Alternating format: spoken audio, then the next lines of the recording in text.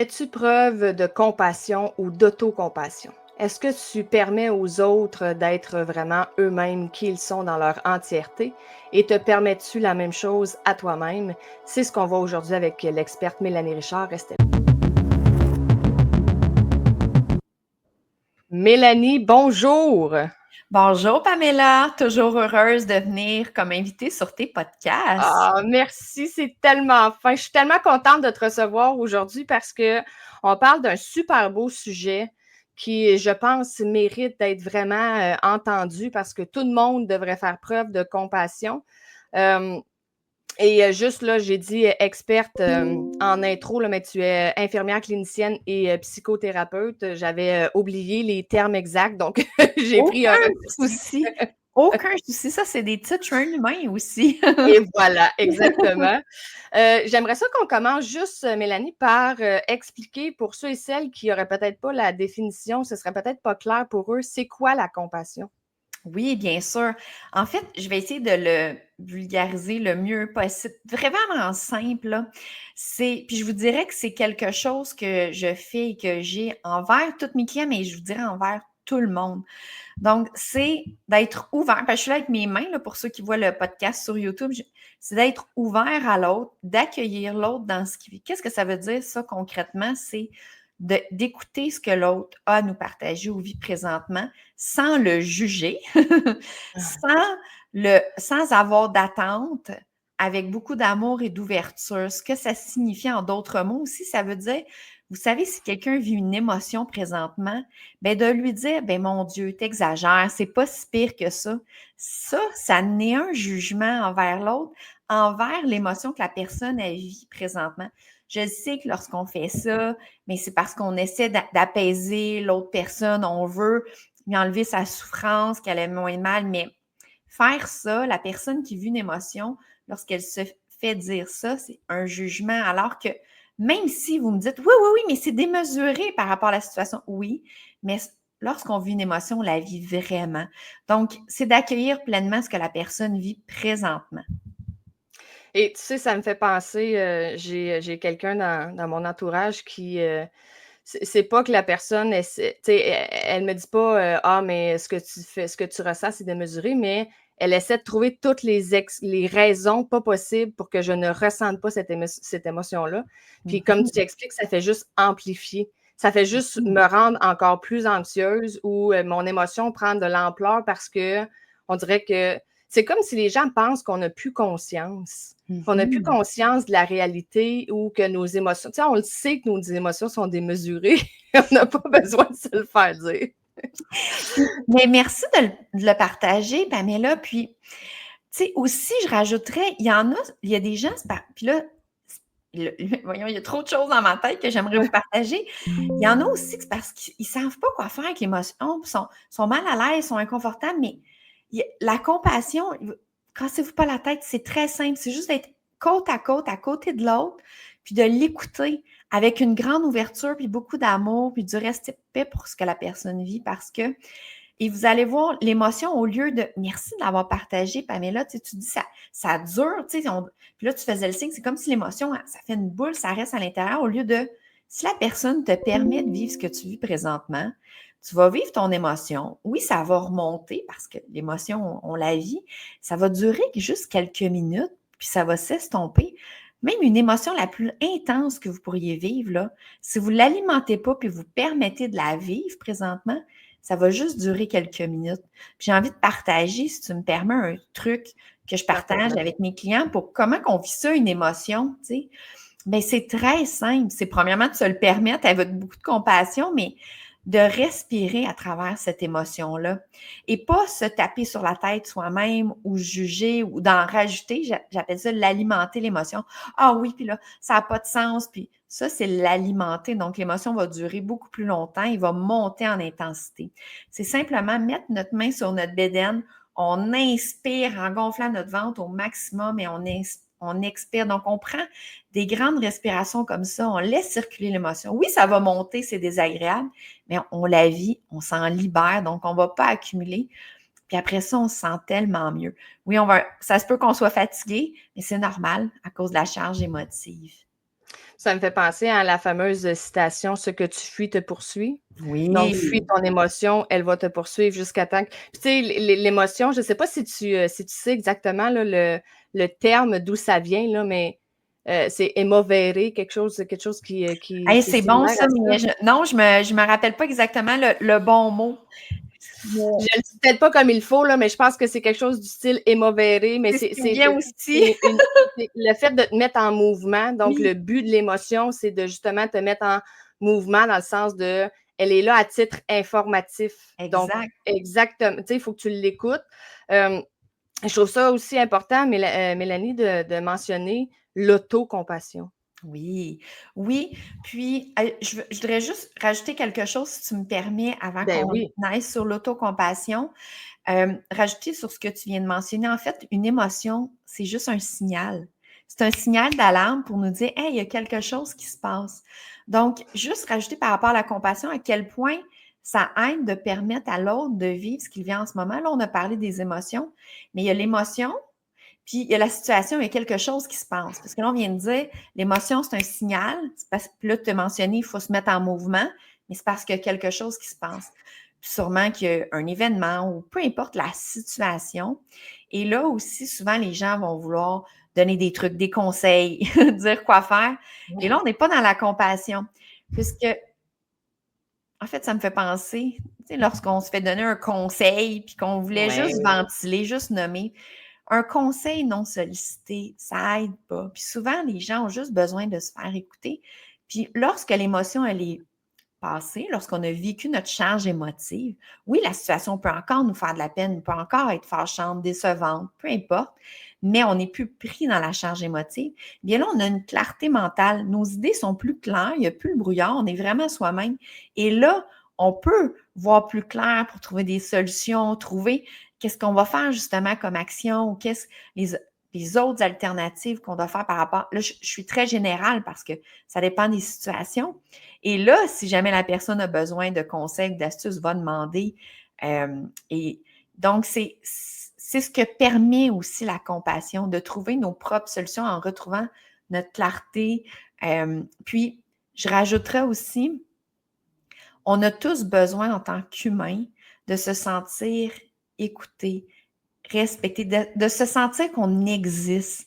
Donc, autant dans ce qu'on vit, dans ce qu'on ressent, dans la situation qui se passe actuellement, puis de sentir exister, de sentir qu'on a cet espace-là, bien, ça vient sans jugement, sans attente. C'est juste d'avoir l'écoute, juste de mhm. sentir que l'autre personne est là pleinement à nous écouter sans trouver des solutions ou d'essayer de tempérer. Puis je sais que c'est pas mal intentionné. Souvent, c'est parce qu'on voit la personne qu'on aime ou qui est en train de nous partager des choses, puis on veut donc l'aider, on se sent impuissant, mais respirer dans cette impuissance-là, cet inconfort-là, puis juste soyez à l'écoute pleinement de la personne à côté de vous, puis vous allez voir tout ce qui va en ressortir de ça. Donc, je reviens à ta question Et sur l'auto. j'ajouterais juste, Oui, vas-y. Ben tu oui, vois, vas-y. on renchérit une sur Ah oui, l'autre. moi, j'aime ça, nos échanges tout le temps, Pamela. Toujours. Vas-y. Je pense que c'est important. On peut le verbaliser, hein. Moi, c'est puis, Ouais. tu sais, là, je veux pas sans cesse revenir à moi, là. C'est juste que ce qu'on vit souvent, ça rejoint plusieurs personnes, mais c'est Mhm. quelque chose que j'utilise comme astuce maintenant. Je le verbalise à la personne à qui je parle. Là, j'ai Mhm. juste besoin de ventiler mon émotion. Je veux pas de conseils. Tu sais, c'est de le dire de façon assez, tu sais, de le dire avec compassion, justement. Mais on peut très bien le dire. Regarde, là, j'ai juste besoin de ventiler. Puis on peut même le demander. Est-ce que tu es prête à m'écouter sans me Mhm. donner de conseils parce que c'est pas ça dont j'ai besoin en ce moment? Puis la personne, elle va le dire. Puis si, tu sais, c'est aussi de choisir les bonnes personnes à qui on parle, hein. Si on n'arrête pas de dire j'ai besoin de ventiler, sans recevoir de conseils parce qu'en ce moment, j'ai juste besoin d'émettre de dire mon émotion, puis que la personne renchérit tout le temps avec des trucs, des astuces, c'est peut-être juste pas la bonne personne pour l'écoute dont la personne a besoin, mais de ne pas se gêner pour dire ce que l'on veut. Puis la personne en retour qui écoute, elle aussi, elle peut le mentionner. Je trouve ça difficile en ce moment de ne pas pouvoir te donner des trucs parce que je me sens impuissant. Et là, Exact. ça fait un super bel échange. Vraiment, c'est magnifique ce que tu viens de partager, Pamela, parce que là, on est rendu dans la communication en plus. C'est plus juste la compassion, c'est la communication. Puis la compassion, c'est aussi de la douceur.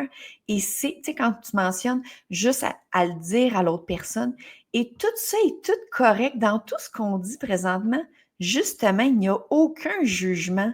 C'est juste de s'écouter soi-même, d'écouter l'autre personne, puis de se permettre tout cela. C'est ça, accueillir ce qui se passe actuellement, ce qu'on vit, ce qu'on ressent, de part et d'autre. Et autant que, je vais donner un exemple, si moi je suis ta bonne amie Pamela, je suis toujours là pour t'écouter et je prends le temps, ça se peut qu'une journée, je ne sois pas disponible, peu importe la raison, peut-être que j'ai eu une grosse journée, peut-être que moi-même j'ai eu une mauvaise nouvelle, peut-être que présentement, j'ai juste besoin de passer un temps tranquille, d'aller prendre une marche, écouter les oiseaux. Ça se peut que je te dise, écoute, Pamela, pour présentement, c'est pas un bon moment, tout simplement. Ça ne change rien dans notre relation. Au contraire, je trouve ça tellement beau et riche et ça amène une profondeur dans la relation d'être capable de nommer les choses puis de se le dire justement sans jugement puis que ça soit correct.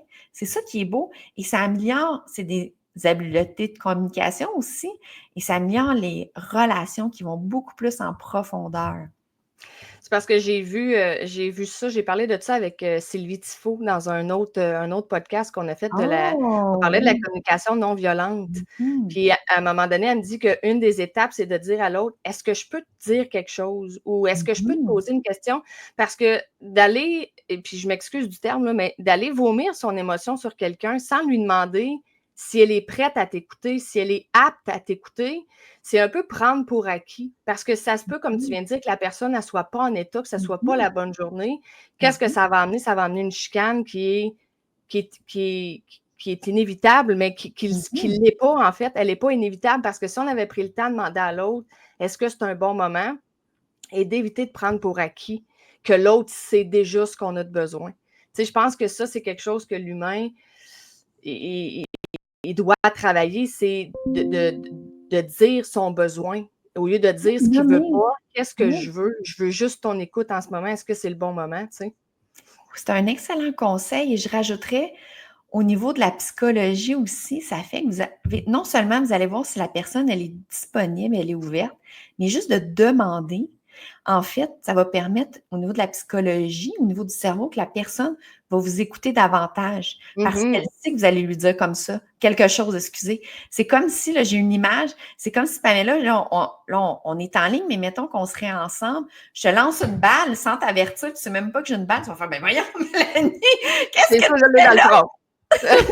Oui, tu vas faire comme ça se peut que tu l'attrapes, mais ça se peut que tu sois déstabilisé. Alors que si je te dis, hey, Pamela, je peux-tu te lancer une balle? J'ai une balle à te lancer. Tu fais comme, ah, ben oui. Mais là, tu vas t'en attendre, tu vas te préparer, tu vas être prête à la recevoir. C'est un peu ça aussi au niveau de la communication et le cerveau. Donc, là, j'image, là, c'est une image, c'est sûr, mais la personne va être beaucoup plus ouverte et à l'écoute, justement, et c'est ça que vous avez besoin en ce moment. Donc, c'est juste des stratégies qui peuvent tout simplement améliorer, comme tu as bien dit, la relation. Mmh. Allons-y avec l'autocompassion Oui! maintenant. En fait, l'autocompassion, c'est la même chose, mais envers soi. Et ça, là, c'est pour tout le monde. C'est un beau défi pour tout le monde. Je ne sais pas s'il y en a qui écoutent, qui se tapent parfois sur la tête, qui se disent « Ah, je suis pas assez » ou qui se mettent. Ou si ce n'est pas de l'autoflagellation, qui s'autoflagellent, qui vont se mettre la pression. Ah, je dois être plus Mmh. performant. Je vais faire plus aujourd'hui. Ah non, je vais pas manger, je vais pas prendre le temps de manger ou je vais pas aller faire mon moment pour moi, que ce soit la marche, le gym, les arts, la lecture, peu importe. Mais ça, ce n'est pas de la compassion envers soi. Donc, ou lorsqu'on on analyse une situation et qu'on se dit « Oh mon Dieu, j'aurais dû faire ça », en se pensant pas bon et pas à la hauteur. Analyser quelque chose qui s'est passé en se disant ah, OK, la prochaine fois, je pourrais faire ça de telle façon, ou prochaine fois, je pourrais expérimenter telle chose, c'est complètement différent. Je ne parle pas de Mmh. lorsqu'on regarde qu'est-ce qu'on pourrait faire différent pour améliorer la prochaine expérience la prochaine fois. Je parle lorsqu'on se tape dessus puis qu'on se dit qu'on n'a pas été, on n'est pas correct, on n'est pas assez bon, qu'on culpabilise. Ça, eh bien, lorsque vous réalisez que vous faites ça, eh bien, je vous encourage à avoir de l'autocompassion envers vous. Respirez par le ventre, vous allez voir, c'est difficile, ça a l'air tellement simple et banal ce que je mentionne, mais c'est difficile. Donc, se permettre, clairement, ce que ça veut dire, c'est présentement, permettez-vous de vivre ce que vous vivez présentement. Que ça soit difficile, que ça soit pas le fun, que ça soit inconfortable, que ça soit fâchant, peu importe l'émotion. Permettez-vous que présentement, la situation, c'est ça, que présentement, vous pensez ça, vous étiez en train de vous taper sur la tête ou de vous dire des choses méchantes envers vous. C'est ça qui se passe actuellement, ou c'est cette émotion-là.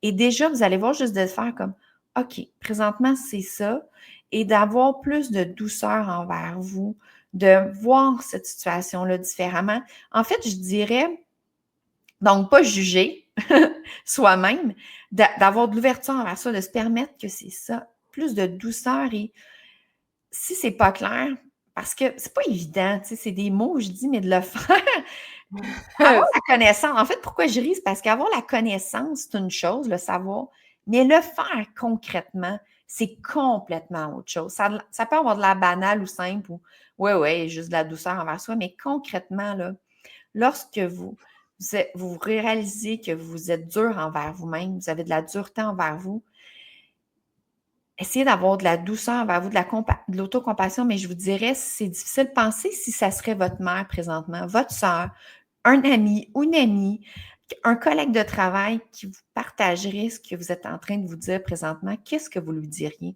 Est-ce que vous diriez, ben oui, franchement, tu fais bien de te taper dessus, voyons donc, faire un... Ou, qu'est-ce que vous lui diriez? C'est correct, tu as fait de ton mieux la prochaine fois, ou peu importe, vous allez lui dire des paroles douces, ou vous allez tout simplement être à l'écoute, lui permettre justement de vivre ce qu'il vit actuellement, vivre ses émotions. Vous allez l'encourager à faire quelque chose qui lui fait du bien. Donc, c'est ça l'autocompassion. On peut se demander, tu sais, oui, qu'est-ce qu'on aurait dit à un ami ou qu'est-ce qu'on aurait aimé qu'un ami nous dise dans Mmh. ce moment-là? Tu sais, Mmh. si on n'a pas accès à quelqu'un, se dire: «OK, si» parce que des fois, on est tellement en colère contre soi-même que si on se dit: Mmh. Qu'est-ce qu'un ami m'aurait de qu'est-ce que j'aurais dit à un ami?» On est tellement en colère que ça va sortir un peu tout croche. Mais Mmh. sinon, qu'est-ce que j'aurais sincèrement aimé qu'un ami me dise? Tu veux pas qu'un ami te tombe sa tomate. Mais non. Donc, tu vas espérer qu'elle te dise quelque chose. Et pour enchérir, j'avais une question qui m'était venue tantôt que j'avais oubliée dans le flot de Vas-y. mes émotions. Parlant d'émotions, heu, quand on parlait autant la compassion que l'autocompassion, ce que Mmh. je trouve un peu difficile puis que j'aimerais que peut-être que je ne veux pas dire démystifier, là, mais peut-être donner des astuces, c'est, il y a 2 situations. L'explosion, l'impulsivité d'une émotion, fait que c'est quand on est en colère d'exploser, puis là, de se rendre compte trop tard qu'on vient de ben, pas trop tard, parce qu'il est jamais trop tard, mais on se rend compte après. Sinon, la fuite. Je Mmh. dois admettre que c'est un de mes patterns les plus Mmh. populaires, dans ma petite Mmh. personnalité. Je fuis mes émotions, mais je m'en rends pas compte. C'est Mmh. quelqu'un qu'il faut tu sais, c'est mon chum qui souvent va me dire: «Tu es en train d'essayer de fuir ton émotion». Fait que comment on fait pour avoir de l'autocompassion ou de recevoir de la compassion quand soit on a été impulsif dans notre émotion puis que là, ça l'a Mmh. décollé ou qu'on fuit. Ouais, c'est une excellente question, puis je vais faire le lien avec le livre, hem, qui est publié chez Béliveau, «Vivre avec un proche qui souffre». Oui, tu as une copie aussi! «Vivre avec un proche qui souffre de dépression». En fait, à l'intérieur, dans le chapitre 5, je parle de la compassion et dans le chapitre 6, de l'autocompassion. Et je donnerai un exemple aussi pour les gens qui vivent la dépression ou justement les proches par la suite, mais ça revient. En fait, je vais donner, je vais rajouter des exemples parce que Oui. ma réponse va être la même. Je vais rajouter à ce que tu viens de mentionner. Si on prend quelqu'un qui vit une dépression, les genres de pensées, de fausses croyances, des croyances limitantes qu'ils vont avoir, ça va être je ne sers plus à rien. Je me Mmh. reconnais plus. Je ne reviendrai plus comme avant. C'est lourd, c'est difficile. C'est ce genre de pensée-là, souvent, qu'on va avoir lorsqu'on est en dépression, parce qu'on ne se reconnaît plus, parce que c'est lourd, c'est difficile, puis on ne voit pas comment qu'on va finir par s'en sortir par manque d'énergie. Et lorsqu'on a le voile, la dépression sur soi, entre autres, c'est quelques pensées qui peuvent arriver. Ce n'est pas la réalité, ce sont que des pensées à ce moment-là. Mais aussi, je rajouterais la personne, le proche de quelqu'un qui vit une dépression, que ce soit un collègue, un ami, frère, sœur, parent. Souvent, on va se sentir impuissant ou on va, ce qui peut arriver, parce que moi, ça m'est déjà arrivé, moi, ma mère a vécu une dépression lorsque j'étais jeune, on peut justement, parce que tu as parlé de colère, on peut se fâcher après l'autre parce qu'on le voit, on se sent impuissant en fait, puis on veut donc aider l'autre, puis on veut donc, puis des fois, on dit, mais fais, pousse-toi, tu sais, on veut le pousser pour qu'il bouge plus, pour qu'il se réactive plus, pour qu'il... Mais en dépression, ça marche pas comme ça. C'est pas juste une question de volonté, puis allez, lève-toi, puis ça va marcher. Non, C'est plus que ça, puis on n'élaborera pas dans cet épisode-ci sur la dépression, mais hey, on peut avoir tendance à faire ça sur le coup de l'émotion, justement, parce qu'on se sent impuissant, parce qu'on voit notre proche souffrir, puis après, on réalise que, oh non, tu sais, j'ai pogné les nerfs, je me suis fâchée, on peut avoir honte, on peut culpabiliser, on peut s'en vouloir et se sentir encore plus impuissant. Donc, peu importe les situations qu'on sent ces émotions-là, ça revient rejoindre un des deux exemples que tu as donné, les excès de colère. En fait,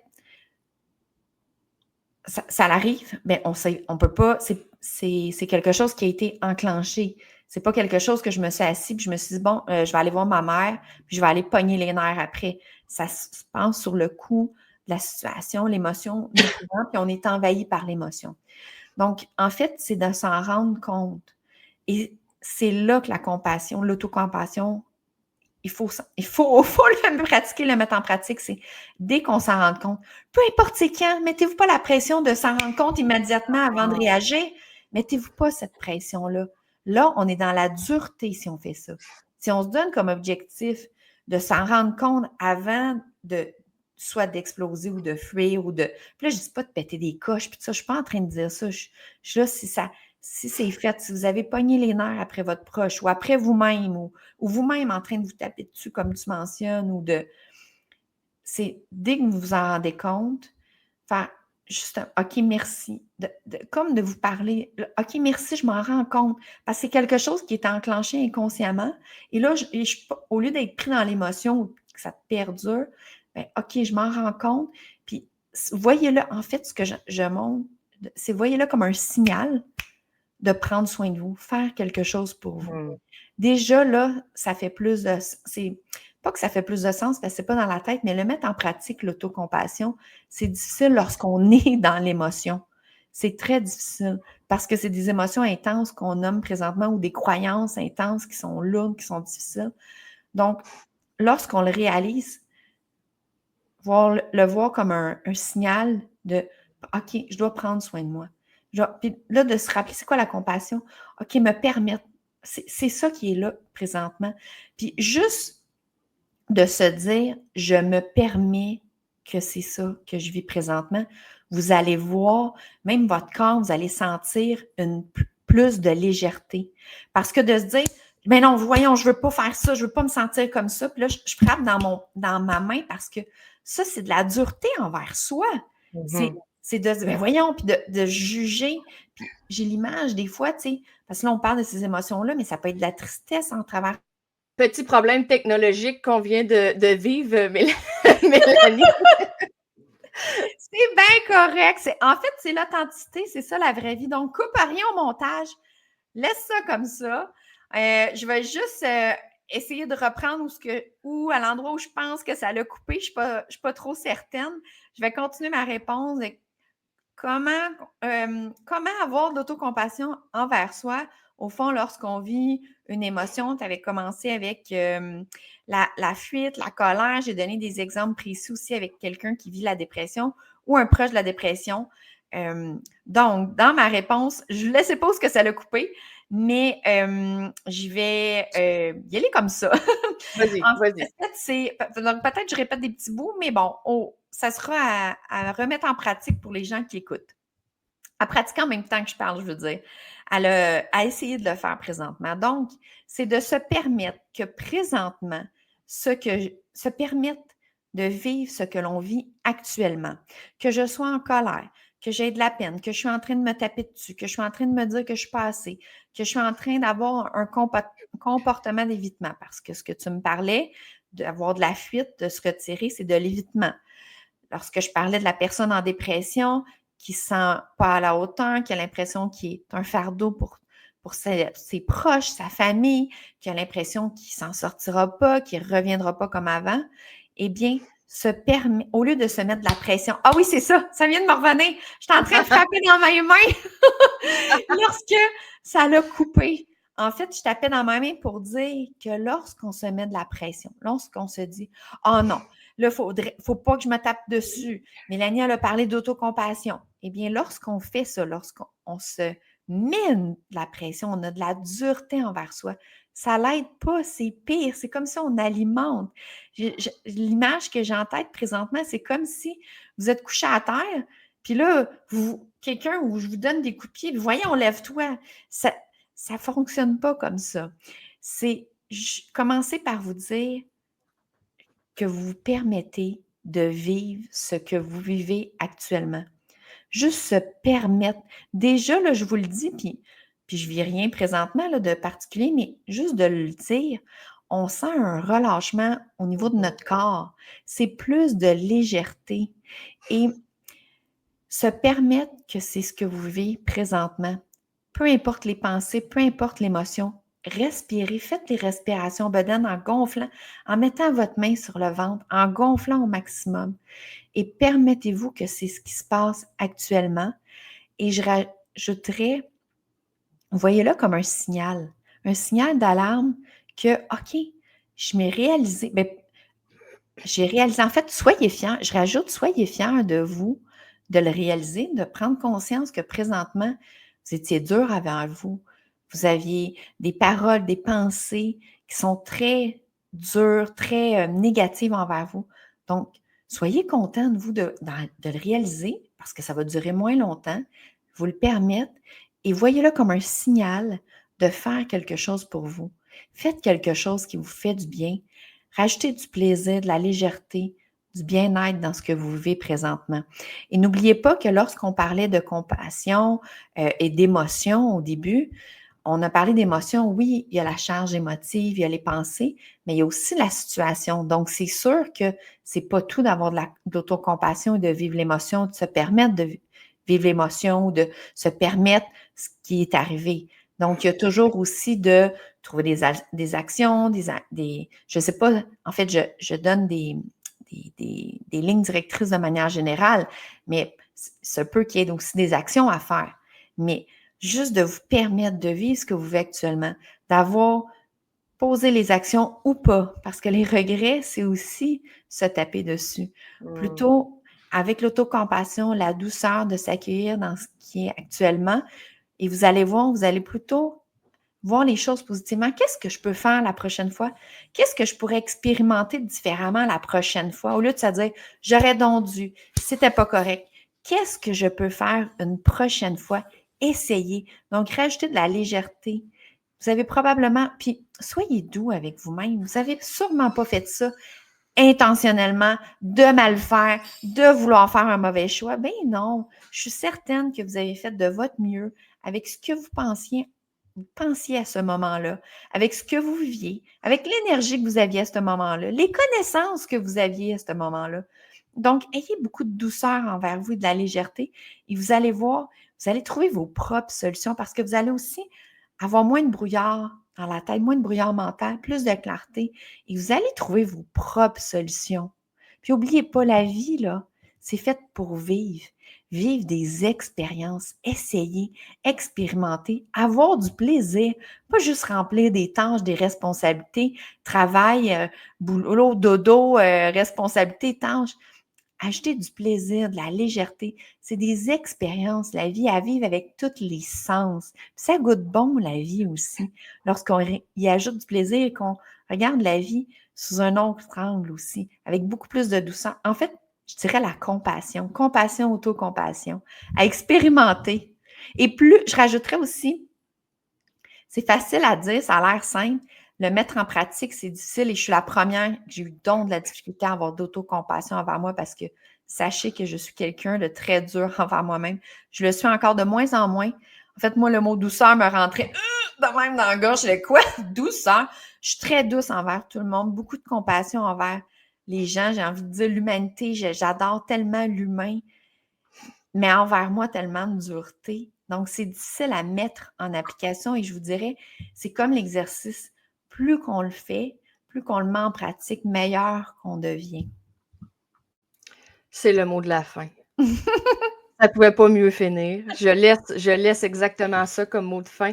Mélanie, un immense merci pour tous ces beaux, ces astuces et cette belle explication, définition, exploration de la compassion et de l'autocompassion. Merci beaucoup à toi pour l'invitation, Pamela, et les échanges. Les échanges, c'est toujours enrichissant et j'adore. C'est toujours un plaisir. Merci. Merci. Merci à tous ceux et celles qui nous ont écoutés et sachez que Mélanie et moi, nous avons fait d'autres podcasts que vous pouvez retrouver là, sur la chaîne YouTube ou même sur Spotify en audio. Et Mélanie, je te dis à une très prochaine fois, ça se dit pas pantoute, à une prochaine fois très bientôt. Merci. Merci.